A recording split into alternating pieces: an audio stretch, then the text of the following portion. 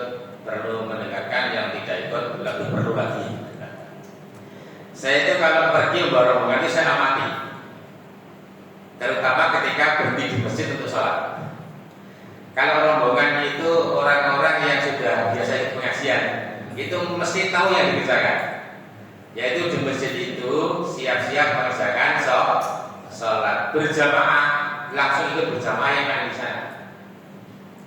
Karena kemudian kan sholatnya berjamaah. Nah, setelah berjamaah ikut jamaah di masjid itu, kemudian menyendiri mengambil tempat untuk melanjutkan sholat jamaah berikutnya.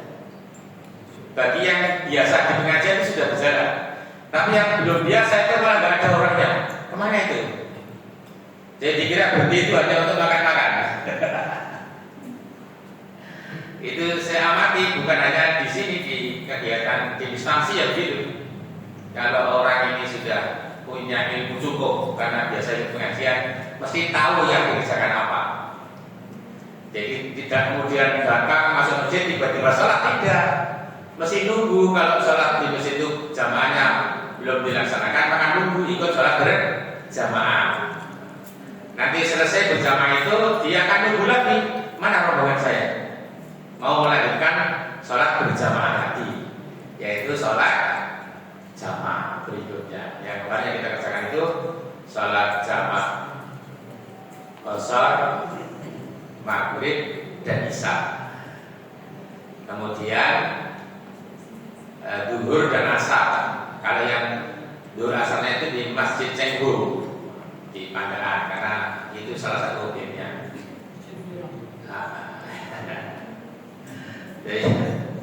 Jadi begitu kita datang ke masjid, memang yang pertama itu untuk sholat, kita mencari mana sholat yang bisa kita kerjakan berjamaah. Nah, waktu di Cenggu itu sholat jamaah sudah selesai duhurnya, karena kita sudah hampir jam 3, jam setengah 3 saya. Itu masih waktu duhur, tapi sholat jamaah itu sudah selesai. Maka rombongan kita sholat jamaah sendiri. Dan saya sudah ingatkan ibu-ibu jamaah sendiri karena tempatnya tidak kumpul di masjid. Nanti bawa jamaah sendiri. Maka sholat berjamaah, sholat duhur, kemudian dilanjutkan dengan sholat asar secara jamaah dan qashar. Itu diingat-ingat ya. Baik, itu yang penting kita lakukan ketika kita menjadi musafir. Maka saya pernah mengingatkan, kalau bapak ibu berdiam, jangan hanya mikir nanti makan di mana. Itu pasti ketemu. Lapar mencari makanan. Atau membawa makanan apa? Jangan hanya itu dipikir, tapi pikirkan nanti saya sholat di mana. Itu yang lebih penting daripada mikir makan. Karena dipikir atau tidak dipikir, nanti pasti makan. Karena kalau tidak makan lapar. Tapi kalau sholat, tidak sholat tidak lapar. Jika dari awal tidak mikir mau sholat, bisa jadi lewat sholatnya. Itu yang tidak biasa ikut pengajian dan tidak ada bekal ilmu untuk melaksanakan kegiatan ibadah sholat pada saat musafir. Jadi prakteknya itu kalau kita datang di sebuah masjid yang sholat jamaahnya belum dilaksanakan seperti rombongan kita kemarin itu, yaitu sholat maghrib. Kita datang di masjid itu belum maghrib, kurang beberapa menit. Nah, kita tunggu ikut sholat maghrib berjamaah. Tidak tahu itu. Bagi yang tidak tahu mungkin begitu masuk masjid langsung sholat. Yang penting sholat kan gitu ya. Nah, bukan yang penting sholat, tapi yang penting mengerjakan sholat dengan cara yang terbaik, yaitu sholat berjamaah. Jadi sholat maghribnya itu sholat seperti jamaah di sana. Selesai sholat maghrib, kemudian sholat isya dengan cara jamaah dan qashar. Jamaah artinya dikerjakan pada waktu maghrib itu, qashar artinya sholat isya cuma dikerjakan 2 rakaat. Seandainya datang di masjid itu sholat duhur, pada waktu mau sholat jamaah duhur, rombongan datang, maka rombongan itu ikut sholat duhur seperti jamaah di sana. Tidak usah diqashar, karena jamaah di sana tidak mengqashar. Kita gabung berjamaah. Setelah sholat zuhur selesai jamaah, rombongan juga selesai berjamaah, maka kemudian rombongan tadi mencari tempat tersendiri melanjutkan sholat asar dengan cara dikosor karena sudah dikerjakan sendiri dengan rombongan yang musafir itu dikosor. Jadi yang zuhurnya tidak dikosor, yang asarnya dikosor. Begitu tekniknya. Saya sering lihat juga rombongan yang datang tidak ikut sholat berjamaah dengan jamaah di situ, menyendiri. Lalu nanti setelah sholat jamaah itu selesai mengerjakan sholat sendiri. Ya, tidak salah itu, tapi tidak ideal. Karena jika di masjid itu ada berjamaah, maka yang datang ikut berjamaah di situ. Kecuali kalau jamaah di masjid itu sudah selesai sholat, maka yang datang membuat sholat jamaah sendiri. Kalau di situ masih akan sholat berjamaah, yang datang itu bergabung sholatnya. Itu teknisnya. Kemudian sebelumnya saya ikut rombongan para sesepuh yang rekreasi healing, kakek dan nenek nggak ada, para jagoan. Itu ke Gunung Komitir. Gunung Komitir itu saya tidak baru tahu, itu saya ikut maka tahu. Di atas gunung itu ada rel kereta api, maka tiang pancangnya rel itu tinggi sekali. Saya baru tahu itu. Ternyata itu yang kemudian ditiru di Python. Iya. Di Python kan bukan kereta api, tapi jalan tol itu tiang pancangnya tinggi karena memang di atas gunung, di atas bukit. Dari Komitir ya gitu. Bagus. Dan itu yang bangun Belanda.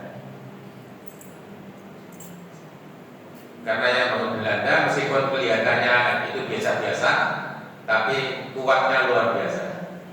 Yang di Komitir itu. Nah, rombongan kemudian ya karena saya ikut di dalamnya, mereka saya pimpin untuk mengerjakan ibadah supaya ibadahnya menjadi ibadah yang ideal, yang terbaik. Pulang sampai di Wonosari, Wonosari itu masuk maghrib. Kita berhenti di masjid, sholat maghrib. Kita ajak ikut sholat maghrib, ikut jamaah itu. Kemudian nanti setelah berjamaah dengan jamaah masjid itu, kita adakan sholat isya, jamak dan qashar. Lalu ada bertanya, Ustaz, nanti kita di rumah itu waktu isya masih panjang. Kok kenapa salah di sini? Kalau maghrib berdosa sampai sini, jangan-jangan belum bisa. Iya. Nah di Wonosari itu kita ajak sholat langsung jamak qashar. Maghribnya ikut sholat masjid itu, setelah itu kemudian sholat isya kita jamak dan kita qashar.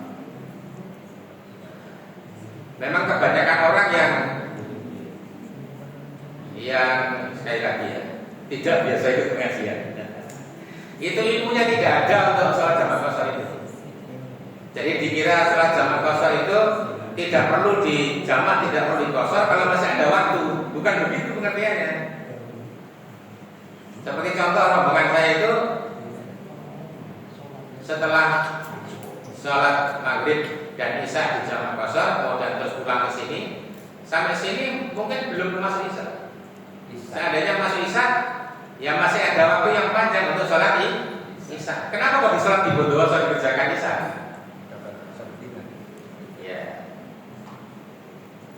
Jadi dalilnya itu begini. Dalam Al-Quran surah An-Nisa ayat 101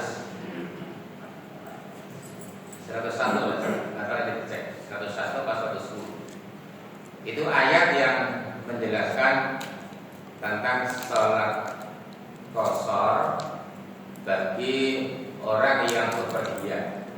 Di situ tidak ada kata-kata orang musafir, tapi orang bepergian. Wa idza darabtum fil ardi falaysa 'alaikum junahun an taqsuru minas shalah. Jika kamu bepergian di muka bumi, maka tidak mengapa salatmu itu diqashar.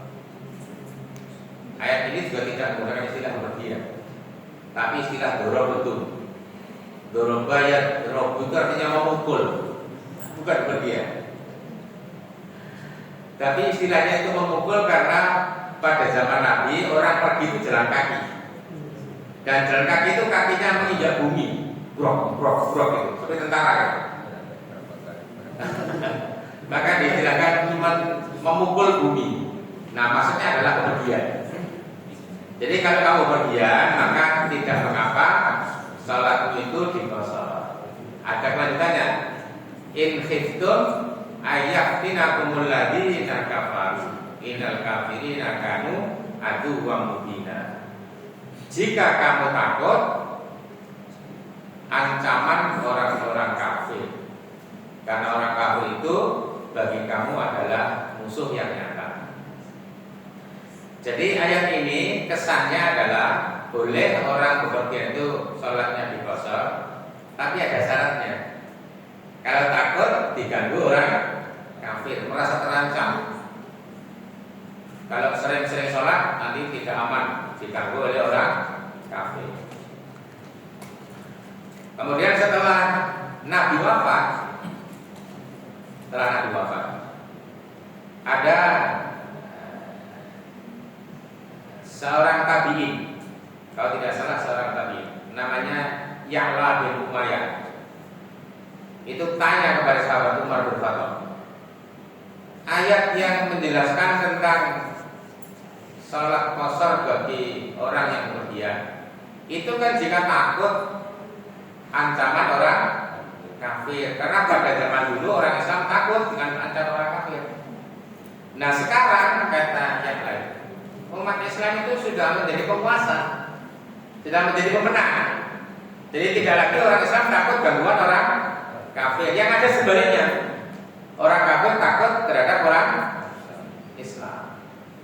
Jadi sudah tidak ada lagi rasa khawatir diganggu oleh orang kafir. Nah, apakah ayat itu masih berlaku? Itu pertanyaannya. Mestinya tidak berlaku karena sebabnya sudah tidak ada. Apa kata Umar? Ajibta ma ajibtu wasaltu Rasulullah. Yang kamu herankan itu, kata Umar, juga aku herankan. Yang kamu tanyakan itu juga aku tanyakan. Ketika Rasulullah masih ada, maka aku bertanya kepada Rasul. Dan sekarang masih ada Rasul itu juga orang Islam sudah berpuasa, sudah tidak takut dengan orang kafir. Maka Umar bertanya itu bagaimana kalau kita sudah tidak takut dengan mereka? Kata Nabi, qala hadza shadaqatun minallahi biha alaikum fa'aqbalu shadaqatahu. Qashar tadi adalah sedekah dari Allah untukmu. Sedekahnya pemberian yang menyenangkan. Maka ambillah sedekah Allah itu. Jadi rusak itu sedekah dari Allah. Sehingga sampai sekarang meskipun tidak ada orang Islam takut diganggu oleh orang siapapun, ya sholat qashar tetap berlaku. Ayatnya tidak berubah. Dan Rasul memerintahkan supaya itu diambil sedekah dari Allah itu supaya kamu ambil baru sedekah kamu.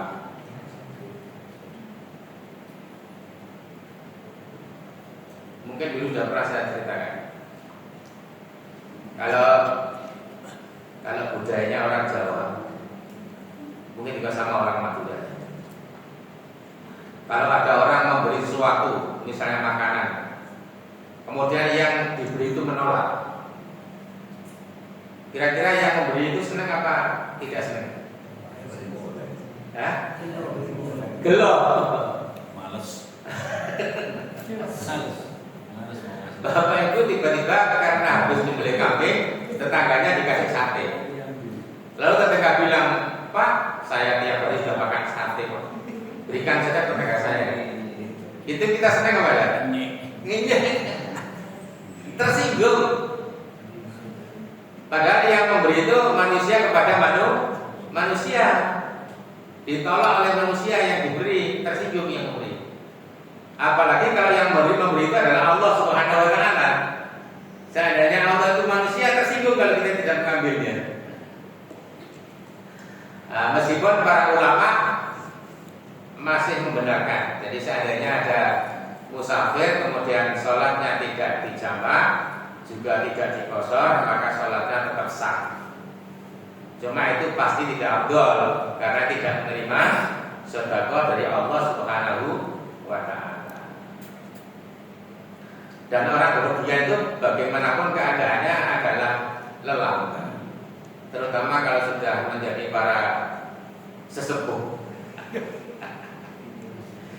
Jadi bepergian kemudian sholat sudah selesai, sampai di rumah sholatnya sudah selesai, itu lega pikiran.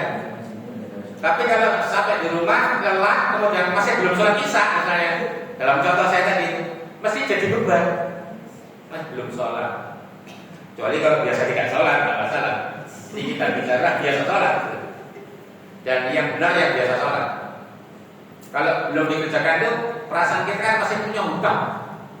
Tapi kalau sudah dikerjakan itu lega. Begitu juga waktu musafir sudah selesai di jalan sholat maghrib, sholat isya, sampai di rumah itu sudah lega. Tinggal mikir istirahat dan seterusnya. Sudah tidak lagi mikir sholat.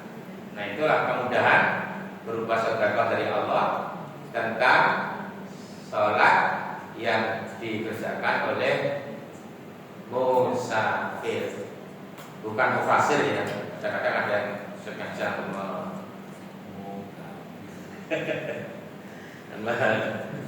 menyimpangkan lidahnya. Mufasir jadi musafir dari mufasir.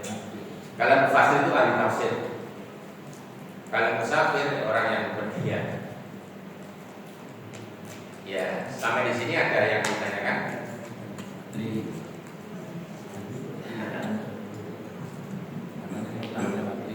Ya.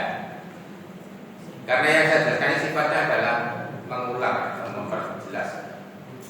Jadi supaya kita tidak ragu-ragu, nanti kita bepergian bersama siapapun ya kita laksanakan ibadah yang ideal seperti yang saya ceritakan itu.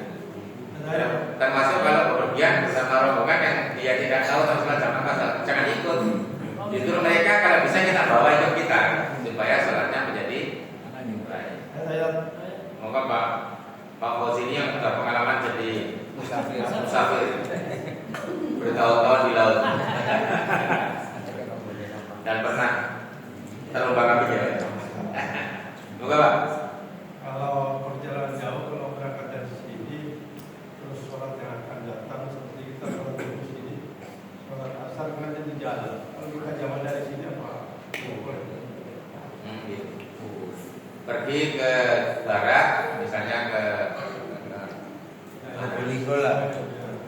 Surabaya ya. Berangkatnya jam 12 siang. Jadi sudah masuk dulu ya. Nah pertanyaannya, ini sholatnya asalnya di mana? Kalau dulunya sudah di sini. Menurut ketentuan sholat jamak qashar tadi itu, dan menurut yang dicontohkan Nabi itu kalau mau pergi matahari sudah condong ke barat, nanti sudah masuk dulu, sholat dulu, kemudian berangkat.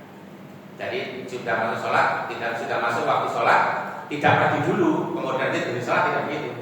Tapi sholat dulu, kemudian berangkat karena sudah masuk waktu sholat. Tapi kalau waktu pergi itu belum masuk waktu sholat, maka berangkat dulu.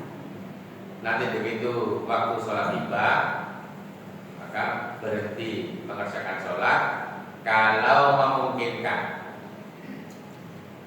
apa bisa jadi tidak memungkinkan, kita perginya naik bis umum, bukan bis pribadi. Jadi kalau ke Surabaya dari naik bis jam 12 dari sini, nanti sampai Surabaya mungkin maghrib ya. Waktu asar sudah habis. Begitu masuk waktu asar kita minta supir supaya bisa berhenti sholat, ya pasti tidak mau. Maksud supir ikut pendapat keinginan satu orang. Dan tentu yang itu sholat semua. Tidak mau. Maka sholatnya adalah di sini ketika mau berangkat. Berarti sholatnya jamak takdim. Nah, pendapat ulama yang terakhir itu karena orang tadi pergi ke Surabaya itu masih di rumah, maka sholatnya dijamah saja, tidak dikosor. Karena masih di rumah, jamah saja. Jadi sholat zuhur selesai, kemudian sholat asar, kemudian berangkat. Perginya naik bis atau naik kereta. Nah, tapi kalau perginya itu bawa kendaraan sendiri, tetap seperti itu. Kalau sudah masuk waktu zuhur, maka sebelum berangkat sholat dulu zuhur dan asar. Tapi berikutnya waktu jalan dengan kendaraan sendiri itu sudah tidak ada beban apa-apa untuk berhenti di mana-mana. Kalau misalnya nanti cari masjid pas berhenti di tempat, nah itu dianggap menambah beban, mengganggu perjalanan. Yang meringankan dia tadi itu sholatnya di rumah, zuhur dan dia pergi sudah selesai kewajiban sholatnya sampai kepada tempat yang dituju. Bagaimana kalau sholat di kendaraan? Di sini formatnya tidak sampai sholat di kendaraan, karena sholatnya bisa dijamah. Sholat di kendaraan itu kalau waktu sholat habis di kendaraan, maka sholatnya sholat di kendaraan. Misalnya pergi kemana sholatnya habis? Jakarta naik kereta. Dari sini nggak ada kereta ya. Dari Surabaya biasanya dari Jember. Jam berapa Jember ketiga? Ya itu nanti banyak waktu yang habis di jalan. Maghrib, isya, bahkan subuh habis di jalan. Disitulah kemudian sholat di atas kendaraan, tetap dengan format dijamah dan dikosor. Cuma tempatnya di atas kereta, karena kereta. Jangan tidak sholat dengan alasan tidak ada musola. Di kereta tidak ada musolanya. Tapi kalau misalnya kapal laut ada mesinnya, ada ya? Ada mesinnya di kapal itu ya, kapal besar ya. Tidak tahu kalau kapal yang ke kayu. Belum di Sumatera ya. Oh belum diangkat itu kayunya masih numpuk di Sumatera sana. Ya itu Pak Bodi ya. Ada lagi yang lain ibu-ibu, karena zaman sekarang ibu-ibu juga suka berdia. Mereka tidak pergi belanja. Jika rekreasi kemarin itu yang pertama itu belanja di pasar Batu. Itu menghibur ya. Ya tempe, jeruk, kalau itu juga ada tempe jeruk. Cukup ya, kalau cukup, ada bukan Pak Joko. Tadi kalau berjamaah di masjid, berjamaah itu berarti ikut jamaah sana.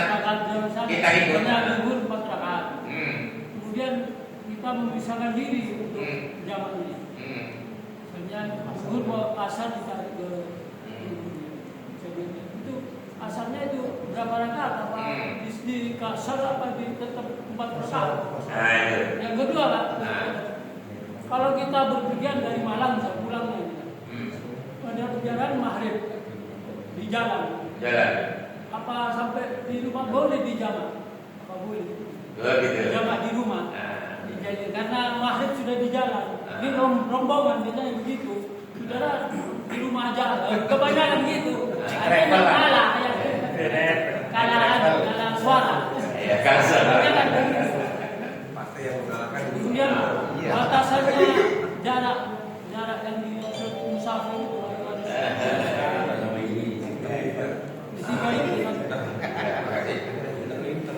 Coba nih pertanyaan dan pendidikan. Yang pertama tadi itu kita ikut sholat yang tidak dikosor karena jamaah yang kita ikuti itu tidak mengkosor. Dan itu menjadi semacam pendapat umum ya. Jadi imam dan jamaah di masjid itu kita sebutkan saja di masjid Askar namanya. Askar Aminah. Imam dan jamaah di masjid itu adalah tuan rumah dan kita tamu. Jadi tamunya ikut tuan rumah. Karena itu sering kita menawari tokoh yang kita undang supaya jadi imam itu biasanya tidak mau. Nah, ini yang punya hak tuan rumah, bukan tamu. Karena kita bukan tuan rumah, kita ikut di situ. Jadi tidak boleh mereka kita suruh ikut kita, tidak boleh. Atau kita misahkan diri, kita sholat sendiri aja itu tidak bagus. Karena jamaah itu dalam masjid idealnya satu jamaah dalam satu waktu. Maksudnya dalam saat yang sama satu jamaah aslinya itu. Baru boleh orang itu berjamaah banyak tempat kalau tidak memungkinkan atau dijadikan satu. Misalnya masjidnya terlalu besar, di Masjidil Haram misalnya, tidak mungkin menyatukan orang. Ya rombongan yang datang jamaah sendiri, rombongan datang jamaah sendiri. Begitu juga kalau kita rekreasi ke tempat masjid yang besar, misalnya masjid Istiqlal, masjid Namirah, dan bisa menyatukan orang yang datang, sehingga salat jamaah ini ya berkelompok sesuai dengan rombongan mereka. Jadi itu kita ikut mereka dulu, baru kita melaksanakan salat sendiri sebagai musafir yang kelompoknya kelompok musafir semua. Nah, seandainya ada orang tidak musafir, gabung ke musafir, boleh apa tidak? Boleh. Tapi dia tidak mengkosor. Ketika kita yang sholat mengkosor tadi itu sudah salam selesai, maka orang yang tidak musafir menambah rakaat berikutnya karena mereka tidak mengkosor. Begitu boleh. Jadi orang sholatnya mengkosor ikut yang tidak mengkosor itu boleh. Orang yang tidak mengkosor ikut yang mengkosor juga boleh. Tidak ada yang salah. Yang paling penting adalah sholatnya itu berjamaah. Itu yang utama. Itu yang pertama. Kemudian yang kedua, yang karena kalah suara ya, sekian rombongan itu orang-orangnya yang ilmunya cukup cuma 1-2 orang, yang lain tidak. Nanti di rumah masih banyak waktu untuk sholat maghrib di rumah saja. Tetap sah salatnya di rumah. Tapi itu berarti tidak menerima sedekah dari Allah. Jadi mestinya begitu masuk maghrib, kalau perginya itu mau kenal sendiri, berhenti dulu di masjid. Kerjakan sholat maghrib dan sholat isya, malah sudah punya tabungan. Waktu isya belum datang, tapi sholatnya sudah selesai dikerjakan. Sampai di rumah cuma mikir mandi dan makan, dan mikir sholat. Ya, segala suara. Jadi yang sholat di rumah tetap boleh Pak. Cuma nanti kalau sudah di rumah, sholat maghrib waktunya sudah habis, yang ada tinggal waktu isya, maka di rumah sholatnya tidak dikosor, cuma dijamaah. Jadi maghrib ini kerjakan di pada waktu isya, ini kira ya. Maghribnya 3 rakaat, kemudian dilanjutkan dengan isya 4 rakaat karena sudah di rumah, sama dengan waktu mau pergi tadi masih di rumah. Kemudian berapa jauhnya pergian itu sudah lama menjadi perselisihan pendapat. Nabi tidak pernah menentukan jarak. Pokoknya pergi, bepergian, pokoknya namanya bergian, yaitu dibolehkan atau mendapat sedekah dari Allah. Tapi karena masa belakangan itu jarak bisa diukur dengan kilometer. Lalu orang bertanya berapa kilometer? Lalu ulama berpendapat. Seperti Imam Syafi'i itu berpendapat, itu baru boleh jamak qasar kalau perginya itu sejauh 80 sampai berapa? 82. 85 ya? 80 lebih. Iya, 85 kilo. Jadi kira-kira sini Probolinggo baru boleh. Kalau cuma sini Bali Dugur belum boleh. Itu pendapat ulama, bukan dari hadis Nabi. Kalau Nabi tidak menentukan berapa jauh, berangkat dari situ maka berapapun jauhnya, kalau orang itu bepergian maka sholat jamak qasar menjadi kerjakan. Saya dulu punya dosen senior, namanya Salihan Manan, Allah yarham, sudah almarhum. Itu dosen senior yang dekat dengan saya. Kalau saya ke rumahnya itu dianggap seperti anaknya. Ibumu kawan mana dulu aku berdiri orang Jawa. Nah beliau itu rumahnya di Rungkut. Nah kampusnya di Winsa sekarang. Itu kira-kira jaraknya berapa kilo ya? Mungkin tidak sampai 10 kilo. Itu tidak pernah sholat di kampus. Soalnya kalau di zaman kasar nggak bisa. Lah saya kan musafir. Nah itu sebagai bentuk bahwa jarak tidak ditentukan oleh Nabi, sehingga silakan orang berpendapat. Kalau kira-kira baru pantas sebagai musafir itu kalau 100 kilo silakan aja. Kita kemudian mengikuti keyakinan kita masing-masing. Kalau saya, pokoknya luar kota. Jadi kalau masih di Baluran, kalau belum luar kota. Kalau sudah masuk ke wilayah Banjarmasin, sudah keluar kabupaten, nah itu sudah musafir kan.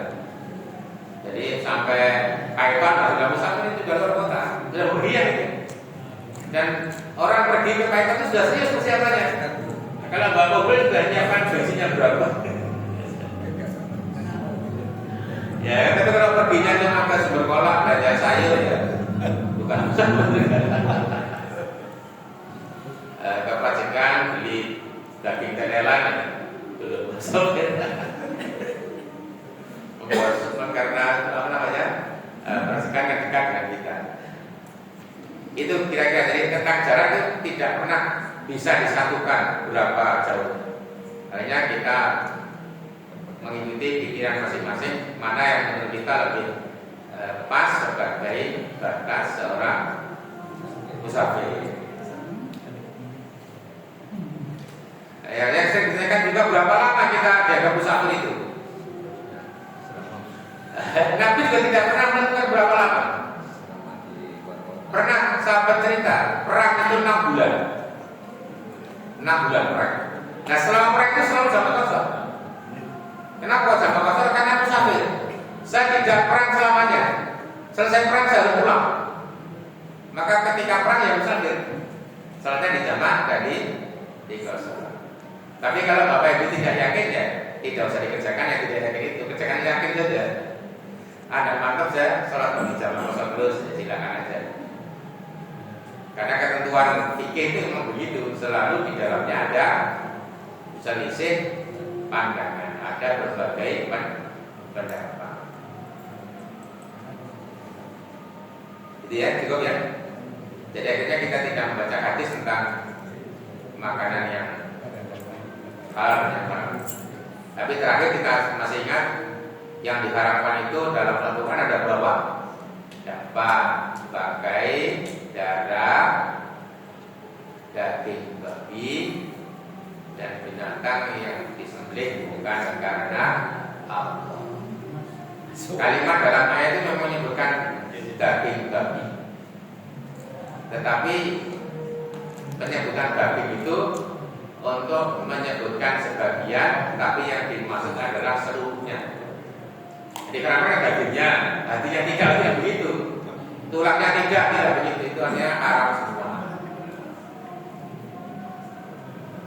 Nah itu dalam Al-Quran. Kemudian dalam hadis tambahan Rasulullah, yaitu binatang buas, cirinya adalah punya gigi taring atau punya kuku tajam seperti bulu belang. Apalagi